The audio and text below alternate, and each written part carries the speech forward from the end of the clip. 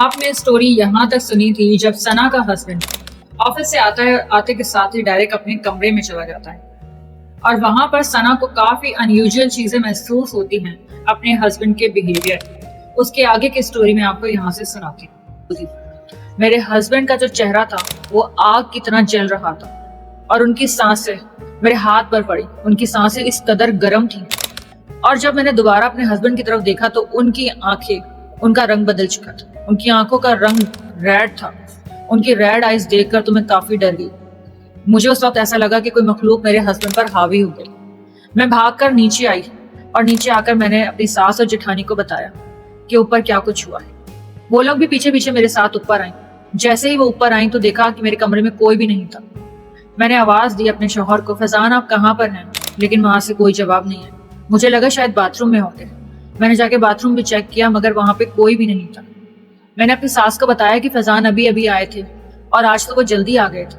میں نے ساری بات ان کو بتائی۔ اب میری ساس کو اس بات پر یقین آ چکا تھا اور میری جٹھانی کو بھی کہ میں جھوٹ نہیں بول رہی، کیونکہ مسلسل اس طرح کی چیزیں ہوتی جا رہی تھیں اور یہ حقیقت، یہ جھوٹ نہیں تھا۔ اور اب مجھے اس قدر ڈر لگ رہا تھا کہ میں اپنے کمرے میں جانے سے بھی ڈر رہی تھی۔ کافی دیر میں اپنی ساس کے پاس بیٹھی رہی اور میں کانپ رہی تھی، اور وہ مسلسل مجھ پر دعائیں پڑھ کر دم کر رہی تھی، اور میری کپ کپی ہی ختم نہیں ہو رہی تھی۔ جب میرے ہسبینڈ آئے تو میں نے سب کچھ انہیں بتایا۔ میں اتنا ڈر چکی تھی، میں اپنے کمرے میں جانے کے لیے تیار بھی نہیں تھی۔ میرا دل بھی نہیں کر رہا تھا کہ میں اپنے کمرے میں جاؤں۔ اور میں نے اپنے ہسبینڈ کو جب سب کچھ بتایا کہ میں نے آپ کو دیکھا، آپ آئے تھے اور کمرے میں گئے تھے، تو میرے ہسبینڈ یہی کہہ رہے تھے کہ میں نہیں آیا تھا، میں تو اب آیا ہوں تمہارے سامنے۔ اور اب میرے ہسبینڈ یقین کر چکے تھے۔ میں ان سے بار بار یہ کہہ رہی تھی آپ کو میری بات پر یقین ہے، آپ نے مجھ پر یقین کیا، آپ میری بات کو سیریس کیوں نہیں لیتے؟ اب وہ خاموش تھے اور انہیں یقین آ چکا تھا کہ میں بالکل سچ بول رہی تھی۔ پھر میرے ہسبینڈ نے کہا کہ تم یہاں بیٹھو، میں اوپر کمرے میں جاتا ہوں اور ذرا اپنے کپڑے چینج کر کے آتا ہوں۔ یہ بول کے میرے ہسبینڈ جیسے ہی اوپر گئے 2 سیکنڈ بعد ہی وہ فوراً بھاگ کے واپس نیچے آئے، اور وہ کافی زیادہ ہانپ رہے تھے۔ میں نے ان سے پوچھا تو وہ اس وقت تو خاموش ہو گئے، کیونکہ اس وقت میری حالت بھی کافی خراب تھی۔ لیکن اگلے دن انہوں نے مجھے بتایا کہ جب میں اوپر کمرے میں گیا تو میں نے وہاں پر دیکھا کہ تمہارا شادی کا جوڑا جو تم نے اپنے شادی میں بارات والے دن پہنا تھا، وہ جوڑا زمین پر پڑا ہوا تھا، اور وہ پورا ہی جوڑا کٹا ہوا تھا۔ ایسا لگ رہا تھا جیسے کسی نے کینچی سے پورے جوڑے کو کاٹ کے رکھ دیا، اور دوسری جگہ پر میرا سوٹ پڑا ہوا تھا، اور اس پورے سوٹ میں آگ لگی ہوئی تھی، جیسے کسی نے اس کو جگہ جگہ سے جلا دیا ہو۔ جب یہ منظر میں نے دیکھا، اور دوسری چیز یہ کہ اس پورے کمرے میں ایک گندی بدبو پھیلی ہوئی تھی۔ جیسے ہی میں نے یہ سب کچھ دیکھا تو میں کافی گھبرا گیا، اور فوراً ہی میں نیچے آ گیا۔ میں نے تمہیں رات کو اس لیے نہیں بتایا تھا کیونکہ تم کافی پریشان تھی، تمہاری اپنی حالت کافی خراب تھی۔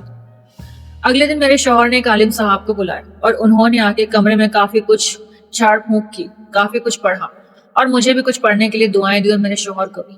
اور انہوں نے مجھ سے یہی کہا کہ تم نے اس وقت جب تم نے کھڑکی کھولی تھی، اس وقت تم کمرے میں بالکل اکیلی تھی، اور تم نے خوشبو لگائی ہوئی تھی، اور تم نے خود اٹریکٹ کر لیا ہے اس مخلوق کو، اور اس وقت وہ اس جگہ پر بسیرا کر چکی ہے، یعنی میرے کمرے کے باہر جو بالکنی تھی وہاں پر وہ اپنا بسیرا کر چکی ہے۔ انہوں نے کافی کچھ پڑھنے کے لیے دیا، اور اس پورے کمرے میں کافی کچھ پڑھ کر دم بھی کیا، اور پڑھے ہوئے پانی کے چھینٹے بھی کمروں کے کونوں میں ڈال دیے۔ ہمیں لگا کہ اب یہ کہانی یہاں پر ختم، اور اب سب کچھ بالکل ٹھیک ہو گیا ہے، اور اب ایسا کچھ بھی نہیں ہوگا۔ لیکن یہ صرف ہماری غلط فہمی تھی کچھ دن کے لیے۔ دن تو سب کچھ بالکل نارمل رہا، میں اپنے کمرے میں بھی کافی دیر تک اکیلی بیٹھی رہتی تھی، اور کوئی بھی ایسی چیز محسوس نہیں ہوتی تھی۔ لیکن ہاں، میں اس کھڑکی کو بالکل بھی نہیں کھولتی تھی، اور اس بالکنی میں کوئی بھی نہیں جاتا تھا۔ کچھ دن یہ بالکل نارمل رہا۔ ایک ہفتے بعد کافی کچھ عجیب گھر میں محسوس ہونے لگا، نہ صرف مجھے بلکہ گھر کے اور لوگوں کو بھی۔ میری جٹھانی نے مجھے بتایا کہ ابھی تھوڑی دیر پہلے میں نے تمہیں کچن میں دیکھا تھا۔ میں تمہیں کچن میں دیکھ ہی رہی تھی، اور جیسے ہی میں پلٹی اور میں نے سامنے دیکھا تو تم سیڑھیوں سے اتر کر نیچے آ رہی تھی۔ میں نے دوبارہ سے کچن میں پلٹ کر دیکھا تو وہاں پر کوئی بھی نہیں تھا۔ اتنی جلدی کوئی غائب ہو کر ایک جگہ سے دوسری جگہ نہیں آ سکتا۔ جو میں نے کچن میں دیکھا وہ کوئی اور تھا، اور جب تم اوپر سے نیچے اتر کر آئیں تو وہ غائب ہو چکا تھا۔ اور اس کے 2 دن بعد میری ساس نے بھی مجھے اسی طرح کی کوئی بات بتائی تھی۔ انہوں نے کہا تھا کہ آدھی رات کو میں نے محسوس کیا جیسے تم میرے کمرے کے باہر ہو اور آہستہ آہستہ کوئی بات کر رہی ہو۔ مجھے لگا شاید تم کہیں جا رہی ہو اتنی رات کو۔ میں نے فوراً ہی کمرے کا دروازہ کھولا یہ پتہ کرنے کے لیے کہ اتنی رات کو آخر خیریت تو ہے، تم کہاں جا رہی ہو۔ جب میں نے کمرے کا دروازہ کھولا تو تم وہاں پر موجود نہیں تھی۔ پھر مجھے صحن میں ایک سایہ سا محسوس ہوا، جیسے کہ کوئی کھڑا ہے کچن کے پاس اور وہاں کی لائٹس، اس کا پورا سایہ صحن میں محسوس ہو رہا ہے۔ مجھے لگا شاید تم یہاں سے نکل کر صحن میں جا کر کھڑی ہو گئی، اور وہ سایہ بھی تمہارا ہی تھا۔ جب میں صحن میں پہنچی تو نہ تو وہاں سایہ تھا اور نہ ہی تم تھی۔ اور پھر ایک دن ایسا ہوا کہ میری جیٹھانی شام کو تقریباً 6 بجے کے وقت چھت پر گئیں سوکھے ہوئے کپڑے رسی سے اتارنے کے لیے، لیکن جیسے ہی وہاں پر پہنچی تو وہاں ایک عجیب منظر دکھا۔ انہوں نے دیکھا کہ چھت کے ایک کونے میں ایک عورت بیٹھی ہوئی ہے، اور اس عورت کی کمر میری جیٹھانی کی طرف تھی، اور اس کا فیس تھا سامنے جہاں پر وہ قبرستان تھا، اس طرف اس کا فیس تھا۔ میری جیٹھانی اس کو دیکھ کر ایک دم سے چونک گئی۔ پھر میری جیٹھانی نے وہیں سے کھڑے ہو کر زور آواز میں پوچھا، کون ہو تم؟ کون ہے وہاں پر؟ تو وہاں سے صرف ہنسنے کی آواز ہے، اور اس ہنسی سے ایسا محسوس ہو رہا تھا جیسے وہاں پر کوئی بوڑھی عورت ہے جو کافی ضعیف ہے۔ لیکن ہمارے گھر میں کون ہو سکتا ہے جو آتے کے ساتھ ہی چھت پر پہنچ جائے؟ یہ بڑی ہی عجیب چیز تھی، اور کچھ اور بھی محسوس ہو رہا تھا، کیونکہ پچھلے دنوں ہمیں کافی کچھ گھر میں عجیب چیزیں محسوس ہوئی تھی اور نظر بھی آئیں گی۔ اس لیے میری جیٹھانی نے وہیں سے کھڑے ہو کر زوردار آواز میں پھر سے پوچھا، کون ہو تم؟ یہاں کیا کر رہی ہو؟ اچانک ہی وہ عورت پلٹی، اور اس کے بعد میری جیٹھانی کو ہوش ہی نہیں رہا کہ وہ کہاں ہے اور کدھر ہے۔ مجھے زوردار کسی کے گرنے کی آواز آئی اور میں فوراً ہی چھت کی طرف بھاگی، کیونکہ تھوڑی دیر پہلے میں نے اپنی جیٹھانی کو چھت پر جاتے ہوئے دیکھا تھا۔ اس لیے میں چھت کی طرف بھاگی کہ شاید کہ وہ گر گئی ہیں، بہرحال انہیں میری مدد کی ضرورت ہے۔ میں فوراً ہی بھاگ کر چھت پر گئی۔ میں چھت پر پہنچی بھی نہیں تھی کہ چھت کی سیڑھیوں کے پاس مجھے میری جیٹھانی گری ہوئی نظر آئی، اور ان کے سر میں سے خون بہ رہا تھا اور ہاتھ بھی چھل گئے تھے۔ میں نے انہیں ہوش میں لانے کی کافی کوشش کی، مگر میری جیٹھانی بالکل بے ہوش تھی، انہیں ہوش ہی نہیں آ رہا تھا، اور میں انہیں دیکھ کر کافی گھبرا گئی۔ ابھی میں انہیں سنبھال ہی رہی تھی کہ اچانک مجھے ایسا محسوس ہوا کہ چھت پر سے کوئی تیز تیز قدموں سے بھاگتا ہوا گیا۔ میں نے وہاں سے اپنا دماغ جھٹکا اور واپس اپنی جیٹھانی کی طرف دیکھنے لگی اور ان پر پانی کے چھینٹے مارنے لگی۔ کسی طرح انہیں ہوش آئی۔ میں نے اپنی ساس کو آواز دی اور کسی طرح ہم انہیں اٹھا کر نیچے ان کے کمرے میں لے کر گئے، اور فوراً ہی میری ساس نے کچھ قرآنی آیات پڑھ کر ان پر دم کی تو انہیں ہوش آیا۔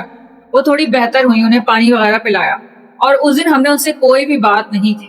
اس کے 2 سے 3 دن بعد جب ان کی طبیعت کافی بہتر ہو گئی، وہ نارمل ہو گئی، تب ہم نے ان سے پوچھا کہ آخر آپ چھت پہ سے کیسے گری؟ تو انہوں نے ہمیں پوری بات بتائی۔ انہوں نے بتایا کہ وہاں ایک عورت بیٹھی ہوئی تھی۔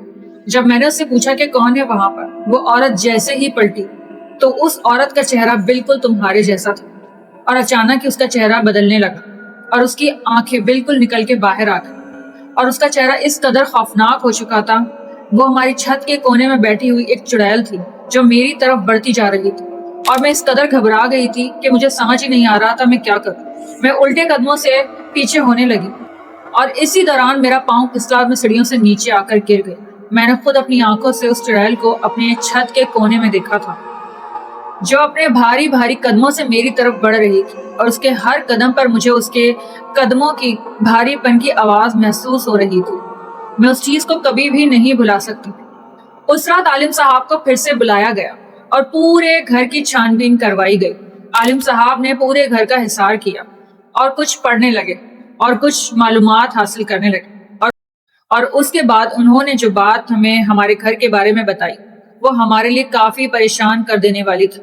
عالم صاحب نے بتایا کہ یہاں پر قبرستان میں موجود شیاطین کا بسیرا ہو چکا ہے، جو کہ اسٹارٹ ہوا تھا ہماری اس بالکنی سے، اور اس کے بعد وہ ہماری چھت پر رہائش کر چکے ہیں، اور آہستہ آہستہ ان کی رہائش اس چھت سے نیچے آ رہی ہے، اور آہستہ آہستہ وہ اس پورے گھر پر قابض ہو جائیں گے۔ اب آپ کے لیے بہتر یہی ہے کہ آپ اس جگہ کو چھوڑ دیں۔ اب اتنا کچھ ہمارے ساتھ ہو چکا تھا کہ اب وہاں پر مزید رکنا ہماری بیوقوفی تھی۔ ہم تینوں ہی کافی ڈر چکے تھے، یعنی میری ساس، میری جیٹھانی اور میں۔ ہم تینوں اس قدر ڈر چکے تھے کہ ہم اکیلے باتھ روم تک نہیں جاتے تھے۔ جب گھر کے جینٹس اپنی جاب پر چلے جاتے تھے اس وقت پورے دن ہم لوگ کافی خوف محسوس کرتے تھے، ہمارا ہر دن خوف سے بھرا ہوتا تھا۔ اور پھر کچھ دن بعد ہم لوگ اس نتیجے پر پہنچے کہ ہمیں اس گھر کو چھوڑ دینا چاہیے۔